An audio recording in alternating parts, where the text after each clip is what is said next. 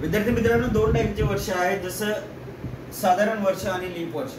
तर विद्यार्थी मित्रांनो, नॉर्मल इयर आणि लीप इयर कसं ओळखायचं ते आपण या ठिकाणी बघणार आहोत. एखादं वर्ष आपल्याला दिलेलं आहे, समजा 1947 दिलेलं आहे. तर आता या वर्षाला आपण 4 ने भाग देण्याचा प्रयत्न करायचा. 4 ने भाग देण्याचा प्रयत्न केला, 4 एके 4, 4 शून्य, 4 एके 4, उरले किती 3 शिल्लक उरतात. म्हणजे ज्याच्यामध्ये शून्य शिल्लक उरत नाही असं वर्ष नॉर्मल इयर असतं. लीप इयर मध्ये बघा, जर तुम्ही इथे बघताय 1948, आता याला 4 ने भाग दिला शेवटच्या दोन अंकांना, 4 एके 4, 4 दुने 8, उरले किती शून्य उरतंय, म्हणजे हा लीप इयर आहे.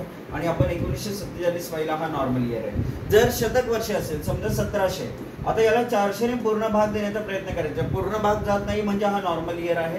आणि जर आपण वर्ष बघितलं 2000, याला 400 ने पूर्ण भाग जातोय, याचाच अर्थ हा काय आहे, तर लीप इयर आहे. तर हे लीप इयर ओळखण्याची पद्धत आहे. ज्याला 4 ने पूर्ण भाग जात नाही तो नॉर्मल इयर, ज्याला 4 ने आणि शतक वर्षाला 400 ने पूर्ण भाग केला तर तो लीप इयर असतो.